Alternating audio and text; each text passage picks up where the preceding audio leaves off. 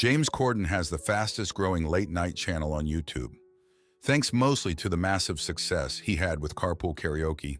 And while it's certainly fun to watch your favorite singers rock out to the most popular songs, a big contributor to the success of those videos is the dynamic that James is able to create in such a short time. He's able to get people to open up and really enjoy themselves. And if you watch closely, there's a moment where the stars were previously bored or skeptical, seem to really begin to like James. Here's Justin Bieber saying why himself, "You know what? I appreciate you.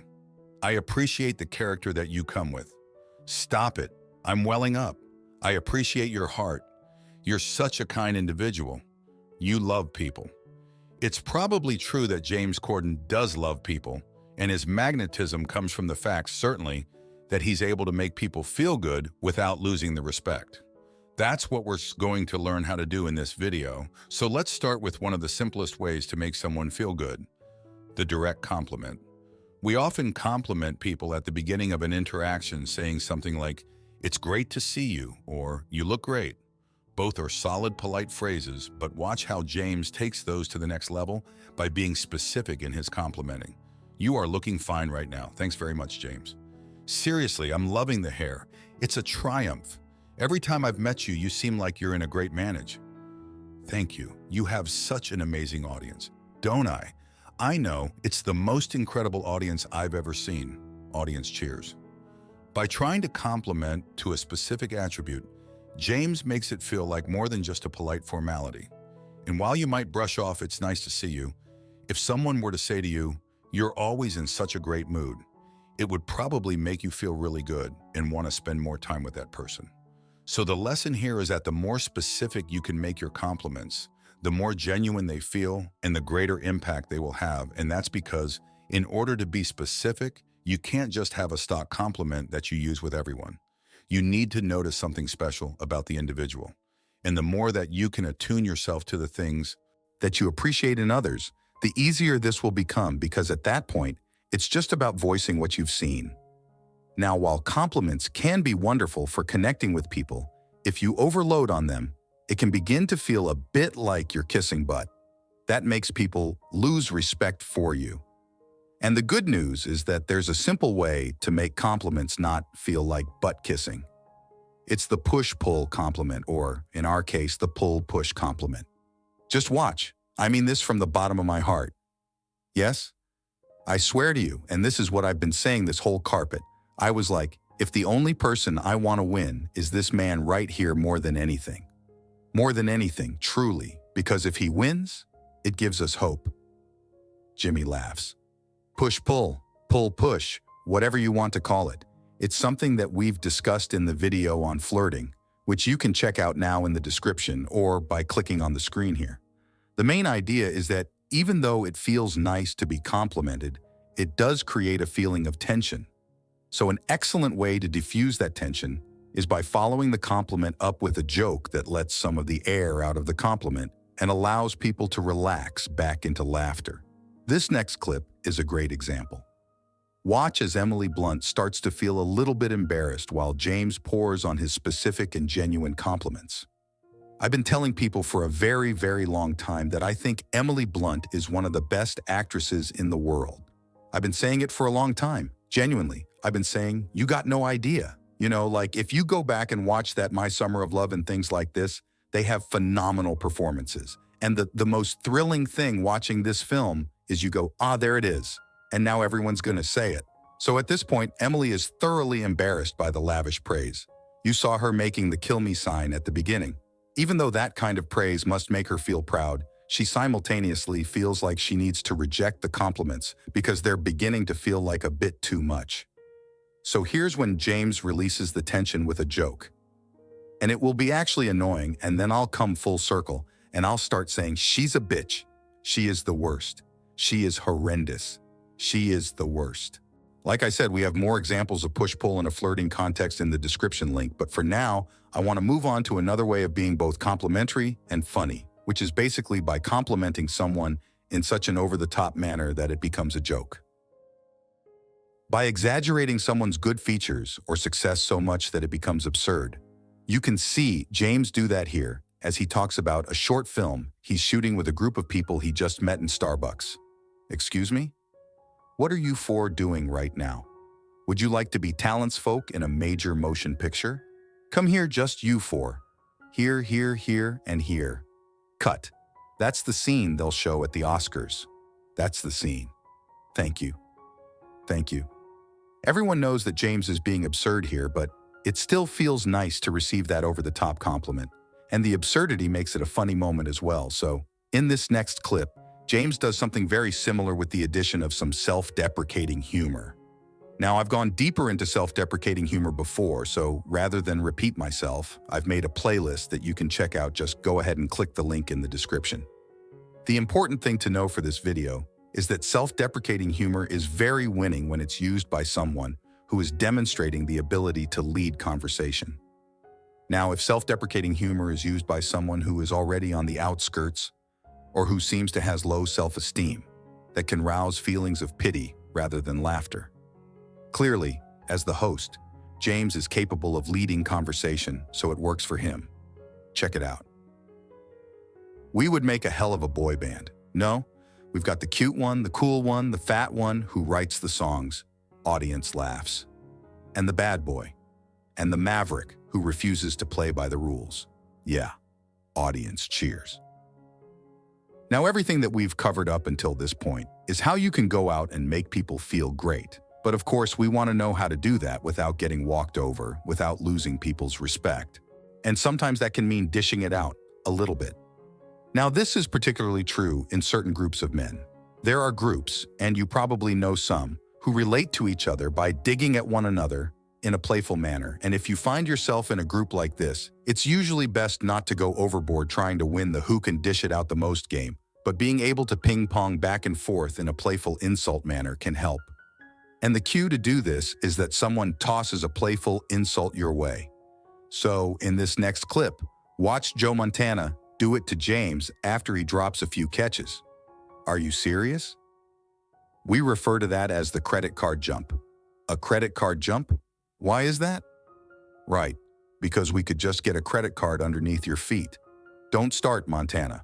So Joe has shown that his style of humor is going to occasionally involve dissing his friends. In this case, James. Again, it's all playful. He's not commenting on sensitive subjects, just that James dropped the football. Now, James picks up this style of humor and comes back at Joe after some other drop catches. Check it out. You put the hands on the laces. That's how you throw it. There. See what I just did? I threw it into your hands. Sorry, guys. Let's go again because of Joe Montana. The important thing here is that even though he's giving it back to Joe a little bit, James isn't taking really serious digs at him. Joe Montana's ability to throw football is not something he's insecure about. He's one of the greatest quarterbacks of all time. So you can tease people on topics in which they are strong, like when James teases Joe's throwing, or about topics in which they're not particularly invested, like when Joe teases James about dropping the football. Either case is likely to lead to laughter and maybe even some bonding, but unfortunately not. Everyone follows these guidelines. Some people do make mean-spirited jokes, and sometimes that can mean dishing it out a little bit. Now, this is particularly true in certain groups of men. There are groups, and you probably know some, who relate to each other by digging at one another in a playful manner. And if you find yourself in a group like this, it's usually best not to go overboard trying to win the who can dish it out the most game. But being able to ping-pong back and forth in a playful insult manner can help. And the cue to do this is that someone tosses a playful insult your way. So in this next clip, watch Joe Montana do it to James after he drops a few catches. Are you serious? We refer to that as the credit card jump. A credit card jump? Why is that? Right, because we could just get a credit card underneath your feet. Don't start, Montana. So Joe has shown that his style of humor is going to occasionally involve dissing his friends, in this case, James. Again, it's all playful. He's not commenting on sensitive subjects, just that James dropped the football. Now, James picks up this style of humor and comes back at Joe after some other drop catches. Check it out. You put the hands on the laces. That's how you throw it. There. See what I just did? I threw it into your hands. Sorry, guys. Let's go again because of Joe Montana. The important thing here is that even though he's giving it back to Joe a little bit, James isn't taking really serious digs at him. Joe Montana's ability to throw football is not something he's insecure about. He's one of the greatest quarterbacks of all time. So you can tease people on topics in which they are strong, like when James teases Joe's throwing, or about topics in which they're not particularly invested, like when Joe teases James about dropping the football. Either case is likely to lead to laughter and maybe even some bonding. But unfortunately not. Everyone follows these guidelines. Some people do make mean-spirited jokes. So watch here as one guest makes comments about James' looks and weight. It's undeniable. Audience laughs. That's Matt Damon and Fat Damon. I feel like I'm looking in a mirror and I feel like you don't think so. Like a funhouse mirror or audience cheers. Now those are not nice jokes, and I've talked about this before in previous videos, but I don't recommend making jokes that are really at someone else's expense. These jokes might have been worthwhile and funny if James Corden were a male model, but he's not. When you tease someone for something that they likely struggle with, it might get laughs, but it makes you look like a jerk, so I really recommend that you don't do that. And if someone does it to you, the goal is not necessarily to hurt them back. You're not trying to make the most mean-spirited joke and win that way.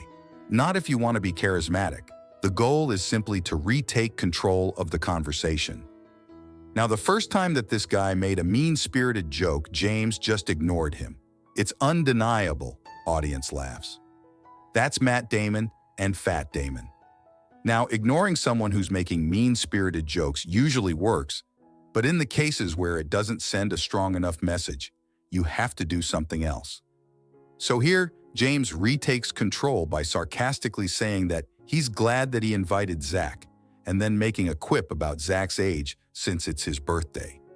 Again, the age quip is not meant to hurt his feelings. It's just meant to retake control of the conversation and establish that James's jokes are funnier. So pleased you're here on our 5th audience laughs. On your 55th birthday, Zach and James laugh. It's coming in. It's coming in. Audience cheers. For the rest of this conversation, there were no more mean jokes at James's expense. And while that's partially because it's a short televised interaction, it's also because people are less likely to make digs at those who establish themselves as conversational leaders. So if you find yourself as the butt of jokes and you don't like it, start off by ignoring. Then see if you're able to work in James's reply, basically, "Wow, I'm really glad I invited you." And then a bit of situational humor. If you add up all the things that we talked about, the specific compliments, absurd compliments, push-pull, dishing it back out, and, again, setting boundaries, you're well on your way to making the kind of amazing impression. That gets people to open up on carpool karaoke, though of course it's not everything. There are 4 primary emotions that you need to hit if you want to leave someone with a great impression of you. If you create those emotions in the right order, you are set. Miss them or do it in the wrong order, and you're not. If you're curious what those emotions are, go ahead and click here now. You're going to be taken to a page where you can enter your email and get immediate access to a video with those emotions. It's a sample from a paid course that we do, and you will be well on your way to making great first impressions if you understand the basic emotions that create it. Also, if you have not yet done so, make sure to subscribe to the channel so that YouTube shows you our videos whenever we release a new one. Now, you also nowadays have to hit that little bell button next to the subscribe button if you would like a notification when we release a new video. Otherwise, YouTube might not show it to you. That is as far as I can tell what they're doing these days. So if these videos are helpful to you, hit subscribe, push that little bell button, and you won't ever miss a new one. If you have any suggestions for topics, go ahead and put them now in the comments. I've gotten a lot of great video inspiration from you guys, and those definitely do make their way into these videos, so let me know for sure if there's anything you'd like to see. For now, I hope that you've enjoyed this video, and I look forward to seeing you in the next one.